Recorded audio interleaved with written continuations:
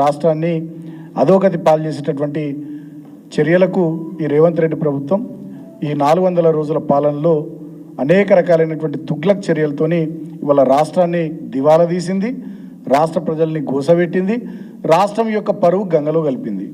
ముఖ్యంగా తుగ్లక్ పాలన అని మేము ఎందుకు అంటున్నామంటే బీఆర్ఎస్ పార్టీగా ఈ రేవంత్ రెడ్డి పరిపాలన తుగ్లక్ పరిపాలన ఎందుకు అంటున్నామంటే తుగ్లక్ గల రాజధాని ఢిల్లీని దౌలతాబాద్కు మార్చినట్టుగా ఈయన కూడా కేసీఆర్ గారి గత ప్రభుత్వ నిర్ణయాలన్నింటినీ కూడా తప్పుడు నిర్ణయాలని చెప్పి వాటన్నిటిని రద్దు చేసిండు. మెట్రో మేము గతంలో ప్రతి ఎగ్జిస్టింగ్ మెట్రో పాయింట్ నుంచి ఓఆర్ఆర్ వరకు, తర్వాత ఓఆర్ఆర్ చుట్టూ ఇట్లా మెట్రోను పొడిగించాలని చెప్పి నిర్ణయం తీసుకున్నాం.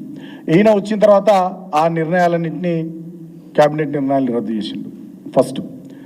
రెండవది మూసీ సుందరీకరణ పేరిట ఆనాడు కొంత ఎస్టీపీలు అవి కట్టి సీరియస్గా మేము ప్రయత్నం చేస్తే మూసీ రిజర్వేషన్ పేరిట ఈయన 1,50,000 కోట్లు అదానితోని మెగా లాంటి సంస్థలతోని ఇంటర్నల్ అగ్రిమెంట్లు చేసుకొని లోపాయికారిగా మాట్లాడుకొని 1,50,000 కోట్ల ప్రాజెక్ట్ అని చెప్పి ఈ మూసీ సుందరీకరణ 15-16,000 కోట్లతో అయిపోయేదాన్ని 1,50,000 కోట్లకు పెంచి దాని విషయంలో కూడా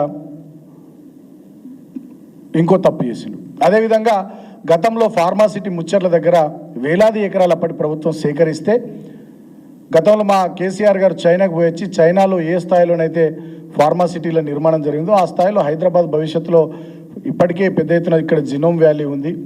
ప్రపంచంలో తయారయ్యేటటువంటి వ్యాక్సిన్లలో 40-50% ఇక్కడనే హైదరాబాద్ వేదికగా తయారవుతూ ఉన్నాయి.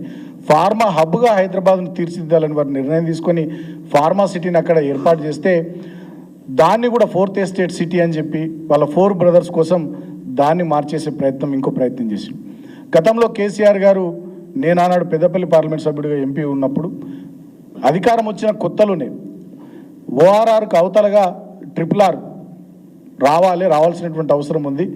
ఓఆర్ఆర్ వరకు జనావాసాలు బాగా పెరిగినాయి, ఓఆర్ఆర్ దాటిన తర్వాత కూడా పెరుగుతూ ఉన్నాయి. భవిష్యత్తులో అద్భుతమైనటువంటి రాష్ట్రంగా తెలంగాణ ప్రగతి పరుగులు పెట్టాలని చెప్పి RRRకు కేసీఆర్ గారు రూపకల్పన చేసి ఆనాడే ప్రధానమంత్రి నరేంద్ర మోడీ గారిని కలిసి surface road transport minister and national highways minister అయిన గడ్కరీ గారిని కలిసి మేము మొదట గవర్నమెంట్లోకి వచ్చిన ఫస్ట్ టర్మ్లోనే దీనికి సంబంధించి అడుగులు వేసాం.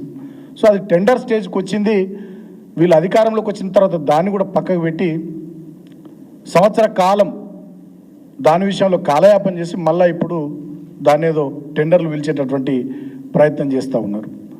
ఇదొక నిర్ణయం RRRకి సంబంధించి. అదేవిధంగా కాళేశ్వరం ప్రాజెక్టు మేడిగడ్డ కుంగిపోయింది, కొట్టుకపోయిందని చెప్పి దుష్ప్రచారాలు చేసి కాళేశ్వరంలో మేడిగడ్డకు దిగువన ఇప్పటి వరకు ఈ వర్షాకాలం నుంచి ఇప్పటి వరకు దాదాపు 2,700 TMCల నీళ్లు గోదావరి నీళ్లు సముద్ర పాలైనాయి.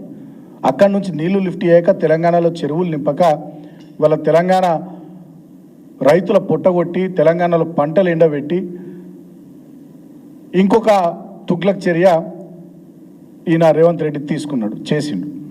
అదేవిధంగా పాలమూరు రంగారెడ్డి ఎత్తిపోతల పథకం ఆనాడు 2వ టర్మ్ గవర్నమెంట్లో ఒక పంపును ఆన్ చేసి ఇంకా కొంత ల్యాండ్ అక్విజిషన్ చేసి కాలువలు పూర్తి చేస్తే మొత్తంగా ఇంకా మిగతా పంపులు కూడా ఆన్ చేసుకుని పాలమూరు రంగారెడ్డి ఎత్తిపోతల పథకాన్ని ఉమ్మడి రంగారెడ్డి జిల్లాలో కొంత భాగం, పాలమూరు జిల్లాలో కొంత భాగం, అదేవిధంగా ఏదుల నుంచి డిండికి నల్లగొండ జిల్లాలో మునుగోడు దేవరకొండ ఫ్లోరైడ్ పీడిత ప్రాంతాలకు కూడా నిలిచేటట్టుగా దానికి రూపకల్పన చేస్తే దాన్ని కూడా ఈ సంవత్సర కాలంగా పక్కన పెట్టి ఇంకొక తుగ్లక్ చర్య చేసి సో ఇట్లా చెప్పుకుంటూ పోతే గతంలో మా ప్రభుత్వం నిర్మించినటువంటి థర్మల్ పవర్ ప్లాంట్లన్నీ కూడా అవకతవకలు లోపభూయిష్టం అని చెప్పి మళ్ళా వీళ్ళు అధికారంలోకి రాగానే మొన్న యాదాద్రి థర్మల్ పవర్ ప్లాంట్కి సంబంధించి 800 మెగావాట్లు కనెక్ట్ చేసినటువంటి తీరు అంటే గత ప్రభుత్వ ప్రతి నిర్ణయాన్ని విమర్శించి ఆనాడు మేము ప్రభుత్వంలో ఉన్నప్పుడు వీళ్ళు ప్రతిపక్షంలో ఉన్నప్పుడు దాని మీద దుష్ప్రచారాలు చేసి అబద్ధాలని ప్రచారం చేసి ఏదో అవినీతి జరిగిందని చెప్పి ఏదో అక్రమాలు జరిగినాయని చెప్పి తెలంగాణకి ఏదో నష్టం జరిగిందని చెప్పి తప్పుడు ప్రచారాలు చేసి అధికారంలోకి వచ్చిన తర్వాత మళ్ళా ఆ ప్రాజెక్టులనే వినియోగించుకోవడం, దాంట్లో కొంచెం అటు ఇటు మార్పులు చేసి వాటినే కొనసాగించేటట్టు చేయడం, ఈ రకమైనటువంటి చర్యలు తప్ప కొత్తగా ఈ సంవత్సర కాలంలో రేవంత్ రెడ్డి ప్రభుత్వం చేపట్టినటువంటి ఒక ప్రాజెక్టు లేదు, ఒక పని అంటే ఒక పని కూడా లేదు. నిన్న ఆయన నూతన సంవత్సర కానుకంటున్నాడు. ఏది షామీర్పేట వరకు మెట్రో రైలు పొడిగింపు కానీ, మేడ్చల్ వరకు మెట్రో రైలు పొడిగింపు కానీ అదంతా గత ప్రభుత్వం తీసుకున్నటువంటి నిర్ణయాలే. జేబీఎస్ నుంచి తూమ్కుంట దాకా, అదేవిధంగా మన ప్యారడైజ్ నుంచి కండ్లకోయ దాకా గత ప్రభుత్వం తీసుకున్న నిర్ణయం. దానికి కొంచెం ముందుకు పొడిగించి అటు మేడ్చల్ వరకు ఇటు షామీర్పేట వరకు పొడిగించి ఈయన నూతన సంవత్సర కానుక అటు దిక్కు నార్త్ సిటీ ప్రజలకు ఇచ్చినని చెప్పి డప్పు కొట్టుకుంటున్నాడు. 2 ఎలివేటెడ్ కారిడార్లు జేబీఎస్ నుంచి కానీ అదేవిధంగా ప్యారడైజ్ నుంచి కానీ గతంలో మా కేటీఆర్ గారు ఉన్నప్పుడు ఆనాడు నేను పెద్దపల్లి ఎంపీ ఉన్నప్పటి నుంచే దానికి సంబంధించి నిర్ణయాలు జరిగి మేము రాజ్నాథ్ సింగ్ గారిని అదేవిధంగా ప్రధానమంత్రి గారిని కలిసి మొత్తం ప్రయత్నాలన్నీ చేసి అప్పుడు మా వినోద్ కుమార్ గారు ఉండే వారి ఆధ్వర్యంలో మేము ఢిల్లీలో అన్ని ప్రయత్నాలు చేసి అన్ని రకాల అనుమతులు వచ్చేటట్టు చేసినాం. మా గవర్నమెంట్ పోయే చివరికి అన్ని అనుమతులు వచ్చి కొబ్బరికాయలు కొట్టడానికి శంకుస్థాపన స్టేజ్కి వచ్చింది. అది సరే గవర్నమెంట్ మారడం వల్ల అవకాశం ఆయనకు వచ్చింది, ఆయన కొబ్బరికాయ కొట్టి మొత్తం ఆయననే చేసిన అనేటటువంటి విధంగా తప్పుడు ప్రచారాలు చేయడం. మళ్ళీ సంవత్సరం అయింది కొబ్బరికాయ కొట్టి తట్టెడు మట్టి కూడా తీసింది లేదు. ఇంకా దుర్మార్గం ఏంటంటే 1,37,000 కోట్ల రూపాయలు అప్పులు చేసి ఈ సంవత్సర కాలంలో ఒక్కటంటే ఒక కొత్త ప్రాజెక్టు కట్టిండా? కేసీఆర్ గారి పరిపాలన అంటే ఇవాళ తెలంగాణ ప్రజానీకానికి ఒక పాలమూరు రంగారెడ్డి ఎత్తిపోతల పథకం కనబడుతుంది, ఒక మిషన్ భగీరథ ప్రాజెక్ట్ కనబడుతుంది, ఒక కాళేశ్వరం ప్రాజెక్ట్ కనబడుతుంది, ఒక యాదాద్రి థర్మల్ పవర్ ప్లాంట్ కనబడుతుంది, ఒక యాదాద్రి గుడి కనబడుతుంది, సచివాలయం కనబడుతుంది, 150 అడుగుల అంబేద్కర్ విగ్రహం కనబడుతుంది, 46,000 చెరువులు పూడికలు తీసిన విధానం కనబడుతుంది. అదేవిధంగా బ్రహ్మాండంగా రైతులకు రైతు బంధు కానీ మిగతా కార్యక్రమాలు చేసినవి కనబడతాయి. 24 గంటలు ఉచితంగా రైతాంగానికి కరెంట్ ఇచ్చింది కనబడుతుంది. 150 అడుగుల బాబాసాహెబ్ అంబేద్కర్ విగ్రహం ప్రపంచంలో నెత్తనేది, దాంతోపాటు 1000కి పైగా గురుకులాలు కనబడతాయి. ఇన్ని నిర్ణయాలు ఇన్ని కార్యక్రమాలు మా 10 ఏళ్ల పరిపాలనలో కనబడ్డాయి. మరి 1,37,000 కోట్ల అప్పులు చేసినటువంటి రేవంత్ రెడ్డి ఈ సంవత్సర కాలం పరిపాలనలో తర్వాత రాష్ట్ర ప్రభుత్వం యొక్క 2,82,000 కోట్లు 2,92,000 కోట్లు బడ్జెట్ పెట్టుకున్నటువంటి ఈ సంవత్సర కాలంలో మరి ఆ పైసలు ఎటువైనాయి, తెచ్చిన అప్పులు ఎటువైనాయి?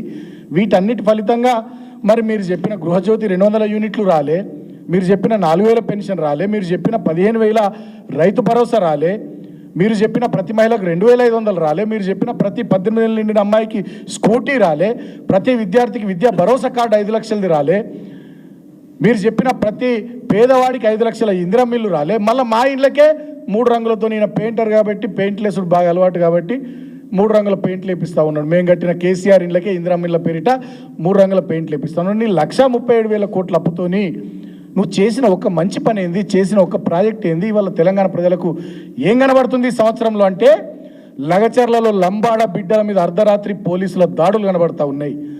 తిరుపతి రెడ్డి అనే నీ సోదరుడి నాయకత్వంలో నీ కొడంగల్ నియోజకవర్గంలో లగచర్లలో లంబాడ బిడ్డల మీద దాడులు కనబడతా ఉన్నాయి ఈ సంవత్సర కాలంలో. ఈ సంవత్సర కాలంలో గురుకులాల్లో 56 మంది బిడ్డలు చనిపోయే దుస్థితి ఇవాళ తెలంగాణ సమాజానికి కనబడతా ఉంది. నీ సంవత్సర కాల పరిపాలనలో హైడ్రా పేరిట పేదలు దిగువ మధ్యతరగతి ప్రజలు ఎవరైతే చెర్ల పక్కకు కుంటల పక్కకి ఇల్లు కట్టుకున్నారో 40 ఏళ్ళ నుంచి 30 ఏళ్ళ నుంచి 50 ఏళ్ళ నుంచి మా దళితులు, బీసీలు, మా ఎస్టీ